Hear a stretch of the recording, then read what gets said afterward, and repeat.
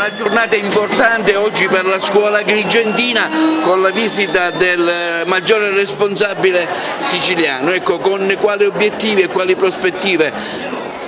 Il direttore generale al momento del suo insediamento ha espresso la voglia di fare il giro delle postazioni dei presidi provinciali. Questa è la volta di Agrigento, per me rappresenta intanto un vanto e soprattutto grazie a voi sono riuscita a mettere qui seduti tutti insieme per questa kermesse tutti i rappresentanti della comunità alla scuola, quindi i presidi, i DSGA per il personale ATA, i ragazzi della consulta, i genitori dei consigli d'istituto e voi che rappresentate i nostri stakeholders, quindi un momento di sintesi per me, grazie davvero. Dottoressa, tutti le riconoscono un aspetto umano che sta rivitalizzando la scuola agrigentina, cosa ci può dire? L'aspetto umano nella nostra scuola è altamente inclusivo. Sì, siete troppo buoni per quello che mi riguarda, io sono così, nasco come maestra elementare e vado avanti nella mia vita professionale, spero fino all'ultimo giorno di servizio con non uno di meno.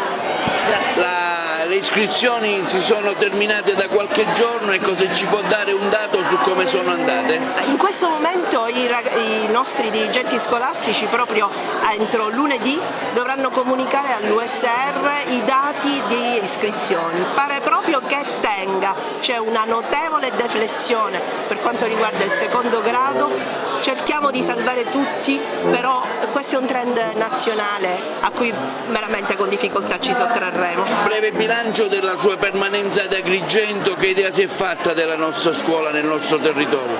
Allora, se dovessi misurare dall'accoglienza che i ragazzi dell'ufficio mi danno o quella che mi date voi anche semplicemente incontrandoci come ieri in farmacia, devo dire che abbiamo già vinto. Importantissimo l'auditorium Investa, perché oggi, come dice lei, i massimi vertici verranno nel nostro auditorium per incontrare la scuola agrigentina e questa ce la dice lunga sul fatto che materiale umano, edilizia, tutto vengono a vedere come stiamo qui ad Agrigento, quindi il fatto che si sposta il direttore dell'ufficio scolastico regionale a conoscere la nostra realtà territoriale è importantissimo questo discorso, quindi grazie per aver scelto la nostra scuola, il Gallo di Agrigento, saremo qua e poi lui avrà altre puntate in altre scuole tutta la giornata e credo anche domani. È importante la presenza di tutte le istituzioni, la scuola è importantissima per uno sviluppo di una nazione, naturalmente i ragazzi sono la classe nostra futura dirigente, penso che la presenza di noi tutti qua e il saluto istituzionale è fondamentale.